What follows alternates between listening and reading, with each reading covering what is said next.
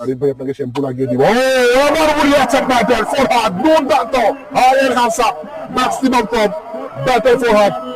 শুরু করা প্রথম বলে ওভার বাউন্ডারি দ্বিতীয় বল দ্বিতীয় বলে আর একটা ওভার বাউন্ডারি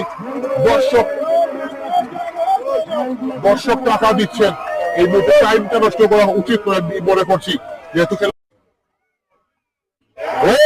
তিন বলে তিন